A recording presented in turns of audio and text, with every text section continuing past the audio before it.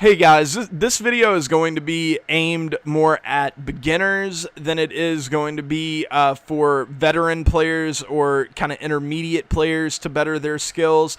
This video is just going to be more for beginners to kind of understand the cards and what they do and what to expect whenever you pick up a card. So if that's something that interests you, please stay. If it's something that doesn't, please feel free to not watch. It will not hurt my feelings. I'm doing this purely so they can be more informed. So yeah, let's get into the video.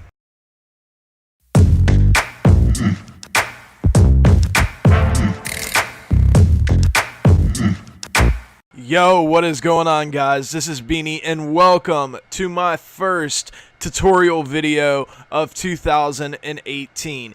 Now, I planned on my first tutorial video being a zone hitting tutorial video, but I decided against that as I think it'd work better as my second video.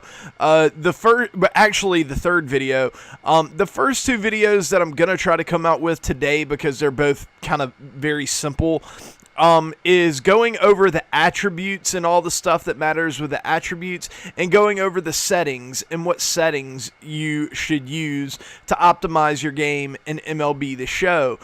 This is something that I did last year, but now that MLB The Show 18 is a lot different than last year. There haven't been a lot of things that have changed in this department, but just to save you the time of going back and looking for that video, I decided that I would record another one, and there have been like some small changes to stuff that that I think I need to go over. So yeah, let's get into this tutorial. Alright, so as you can see here, Mike Piazza is an absolutely unbelievable player. Anybody can see that, but you might not know exactly what each attribute means, especially if you're relatively new to the game. You might just assume that every single attribute has meaning. It has almost an equal amount of meaning, and it's equally important. Well, that's not true at all. In fact, there are some attributes that do virtually nothing. There are some attributes that do close to nothing, and then there are some attributes that matter more than the damn overall. It's a very odd system that SDS has put in place, and it kind of makes us fend for ourselves when interpreting attributes. So that's what I'm here for. I'm here to tell you what is and what isn't important.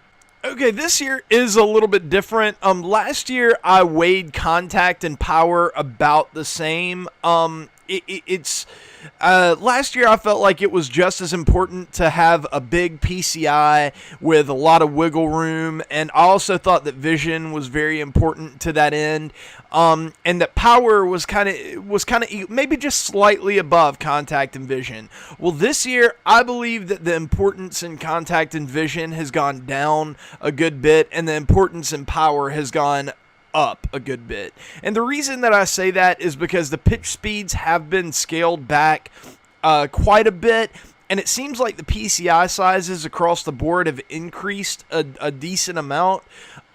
So because of that, I think that contact and vision, you still need to focus on them. That it's still something that's important and that you need to address, but it's not something absolutely vital. If you have to pick between power and contact/vision, always go with power now. Last year I would have told you, I might have even went contact if the guy was more of a speed guy. This year I don't think that's the case. I think that you need to go with power, because this game has given you so many handicaps, I guess I would say, whenever you're hitting, that that the contact and vision attribute, all it's going to do is make an already huge PCI even bigger and give you maybe a little bit more wiggle room within that PCI. But I think as it stands now, you have as much as you could possibly need. Another reason that I think that this is an important thing to address is that power does feel like it's been nerfed a little bit. I'm not getting those crazy exit velocities unless I absolutely square a ball up perfectly flush, and anytime that I miss just by a little bit, I'm not going to get those big exit velocities, and that's why I think the power attribute is so important, is that even, if I have a 125 power, even if I miss a little bit, I could still get a high exit velocity, maybe get a home run or a double or a triple or something like that. And last year, power was important, but if you had over 70 power and you caught the ball right, you could get it out pretty easily. It wasn't that difficult. This year it seems a lot more difficult. And yeah, so with that being said, yeah, I think power is very important. Vision and contact, not so much this year. Okay, moving on to discipline and clutch. These two attributes do not mean a ton. Discipline is basically your efficiency when check swinging. I don't know of anything else that it affects other than like simulations and stuff in franchise mode. But it doesn't affect a lot if you are the one that's controlling the hitter. Because you're making the decision whether to swing or not. So discipline really isn't all that important unless, you're a check swing master like me. Then maybe, I don't know, maybe it's something that you want to look at. But it's not something I really hardly ever take into account whenever I'm developing my opinion on a player. But it does at least have a tangible in-game effect. Clutch is a bit of a different story, but it's a bit controversial. There have been tests run on clutch that have suggested that it has absolutely no impact at all to maybe very little impact. I believe that the statement from SDS was that in high leverage situations that the best clutch attribute in the game possible would improve your clutch by like 2 to 3, or it would improve your contact ability by like 2 to 3% or something like that. It wasn't very high, and it was fairly negligible. So I've always spent this time not really caring about the clutch attribute, and in the tests that were run by Cardinal Bird, I'll try to find his video and link it. I can't, no promises, but I'll try to find it. And he had a video where he could find very little effect at all in either clutch attribute, either pitching or batting clutch. And I thought that was really interesting, that there was virtually no change in the PCI whenever he did the testing. So keep that in mind. I got a lot of pushback from that last year whenever I suggested that clutch didn't have any meaning. And it was mostly guys saying, it was basically they were referencing real baseball. Do you know how important being clutch is in real baseball and getting that clutch base hit in the playoffs? Like, that's the most important thing in baseball. It's like, yeah, but dude, we're talking about MLB The Show and algorithms. We're not talking about real life baseball. In this game, there's a really good argument that it has virtually no meaning, or if it does, it's negligible. The bunt and drag bunt attribute, it's so minute and inconsequential. I don't even think any testing has ever been done to really see whether or not it has any meaning at all. But I'm just going to go out on a limb and say no, I guess. I don't really know. But it doesn't really matter, those two, so I'm not even going to really worry about it. Durability, that is something that you might want to take a look at. If you're playing Diamond Dynasty, it's really not that big of a deal.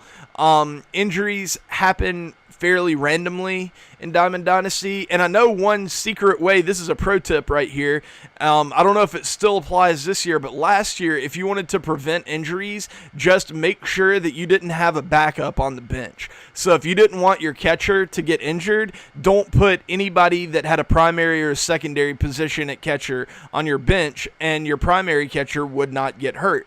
Little pro tip right there. Leave a like on the video for that one. Okay, moving on to fielding. The fielding attribute is just basically how efficient you are out in the field.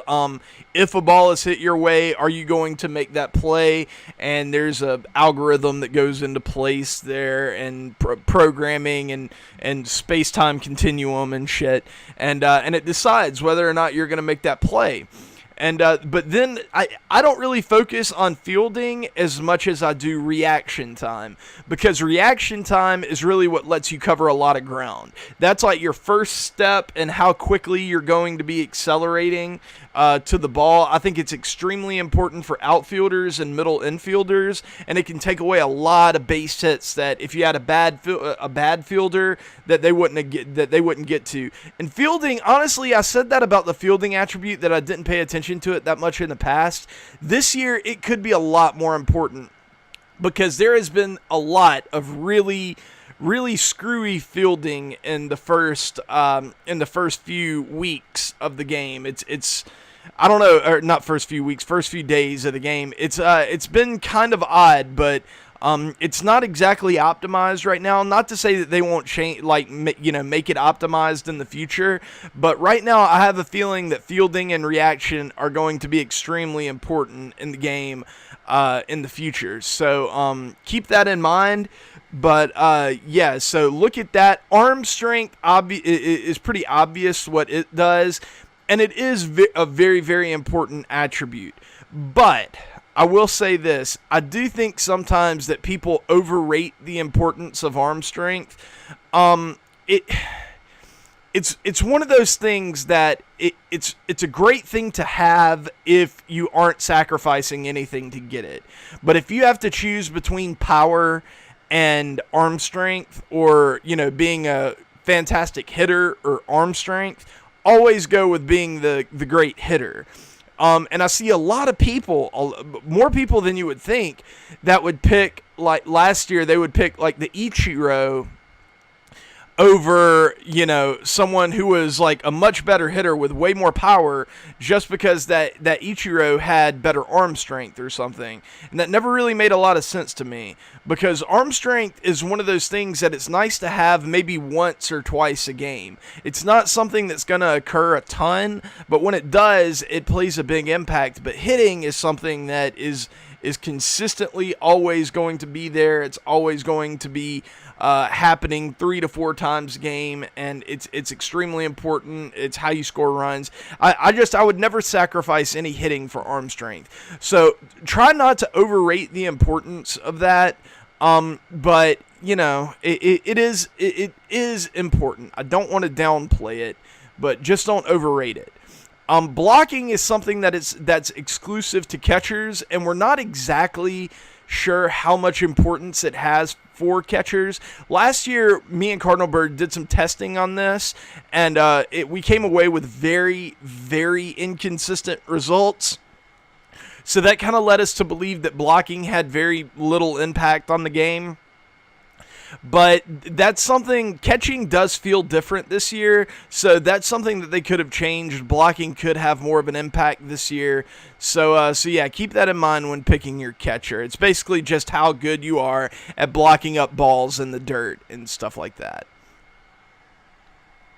Speed, I think, is fairly self-explanatory. Stealing is basically how fast your first step is whenever you're going to steal, how fast your jumps will be, and it's actually an underappreciated stat, because a lot of people will get someone with 90-plus speed, but they'll have like 60 stealing, and they'll be getting thrown out, stealing second and third, and they'll be like, well, why am I getting thrown out? This guy should be a blazer.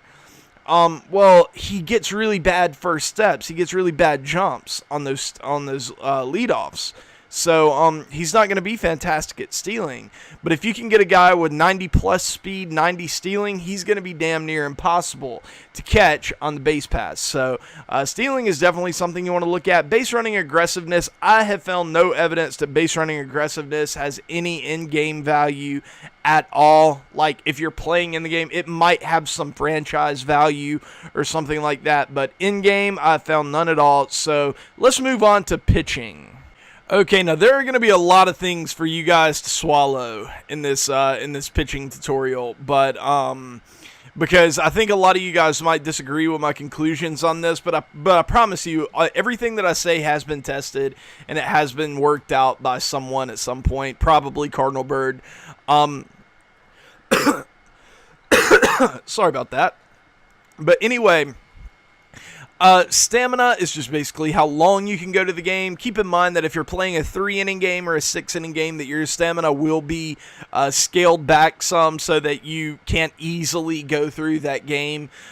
Hit per 9 basically works in congruence with your contact, and maybe your vision. I don't know. Does it work with your vision? I actually don't know that, but that's what hit per nine does, and it determines the size of your PCI or of the hitter's PCI. I'm sorry, and it determines how much wiggle room your opponent will have within that PCI to make solid contact. So hit per nine is an extremely important attribute that you want to get. That you want to have very, very high hit per nine. You also want to have very high K per nine.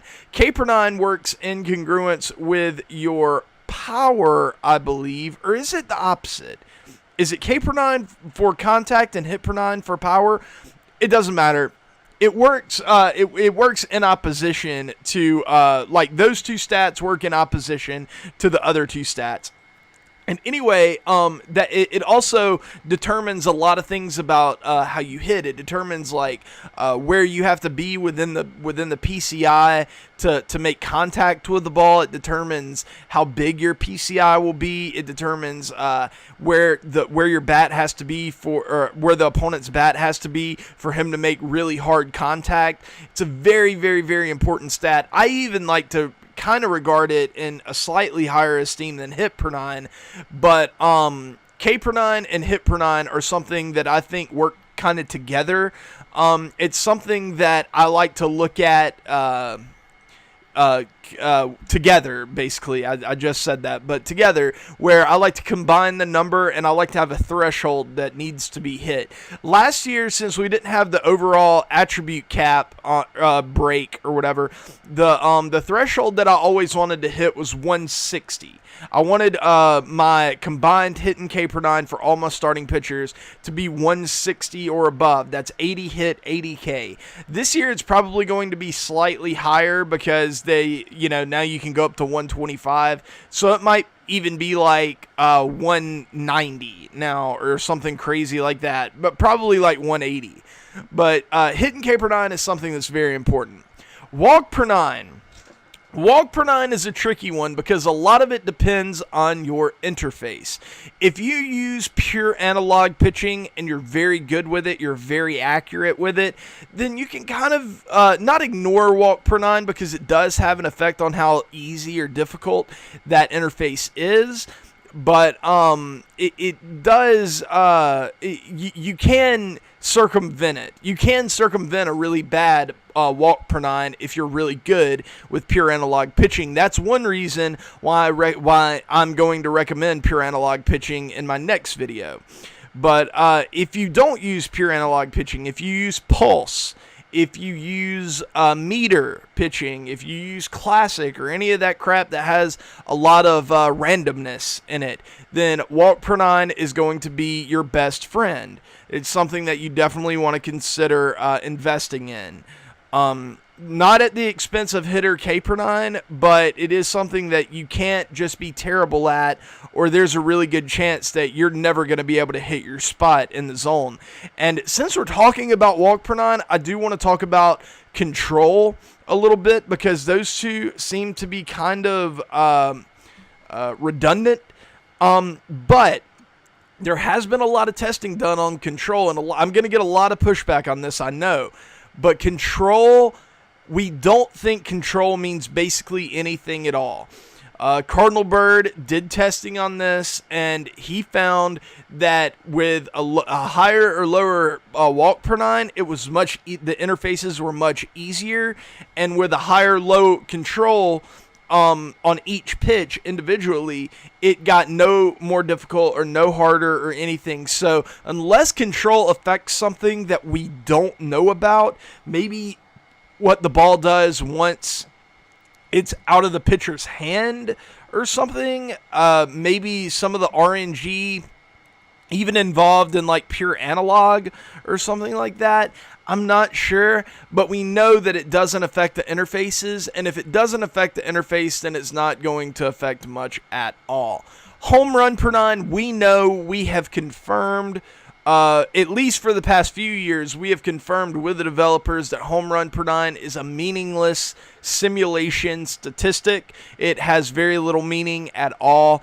Don't worry about it. It's not going to affect anything. Maybe, I don't know, if they come out and say that changed this year and home run per nine does have meaning, I will make a video saying that. But right now, as it stands, do not put any good faith in home run per nine because it doesn't mean anything. Clutch is basically like batting clutch. If it has any impact at all, it's negligible. Control, we already talked about. It doesn't do much. If it does anything, it's negligible. Velocity.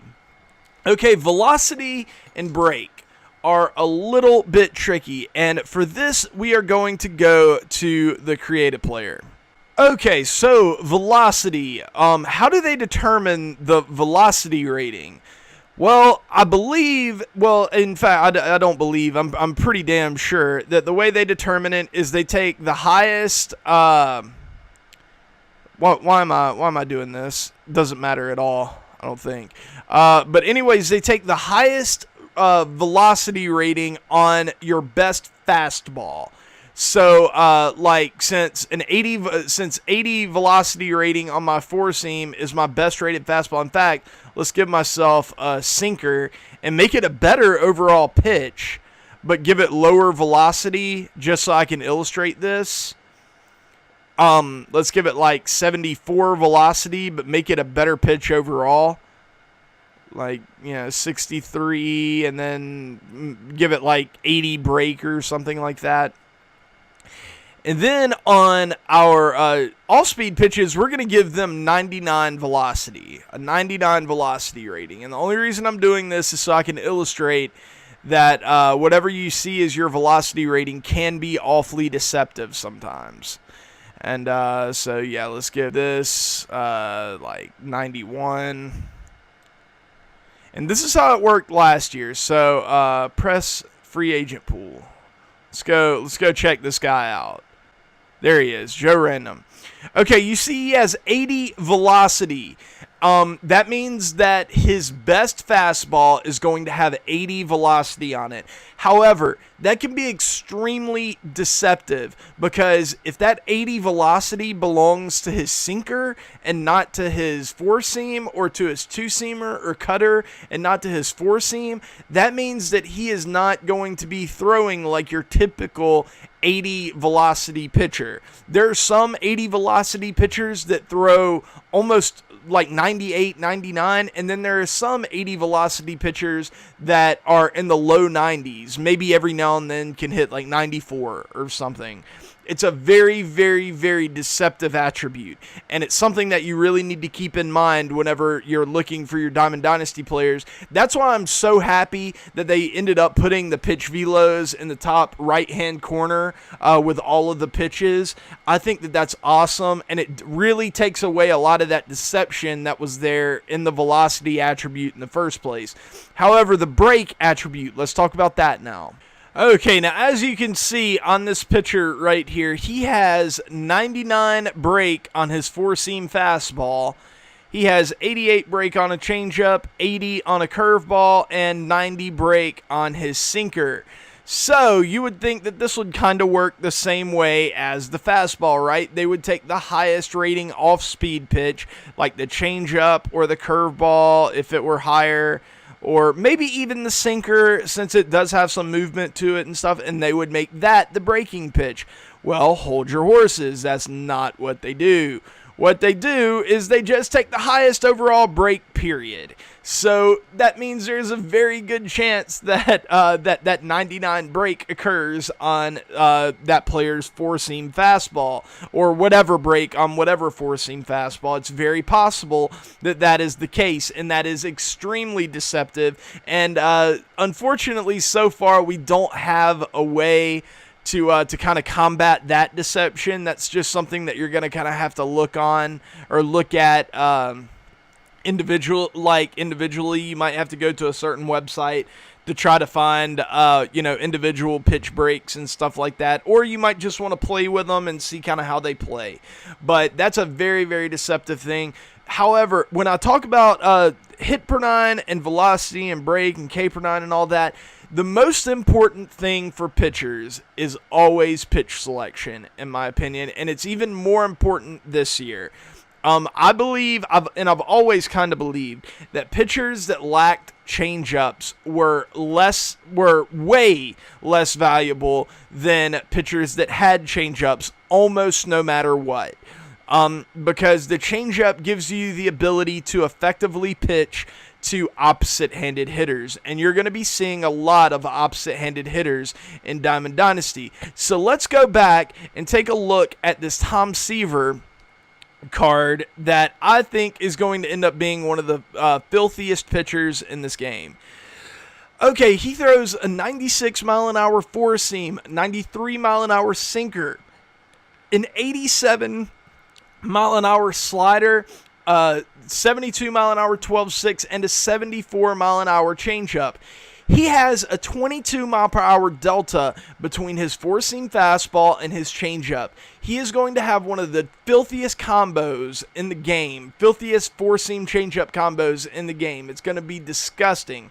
He also has that sinker to go along with it, which is also going to be an amazing pitch, because I think that four seams are going to have a lot less value this year just because pitch speeds in general are way down. So I think that off-speed pitches that move a lot, and pitches that fastballs that have some movement to it, like sinkers or cutters, things like that, I think they're going to have a lot more value than they did last year. Even though I thought they were extremely valuable last year, the fact that they moved the pitch speed down so much, at least from my perception, I don't think a straight fastball is going to be able to get the job done against a lot of players. So keep that in mind whenever you're picking your pitchers. And guys, that is going to do it for this video. The next video that I'm also going to try to come out with today is going to be on what settings to use. It'll be a lot quicker than this video. And I know that for a lot of you guys, this was going to be kind of boring or whatever.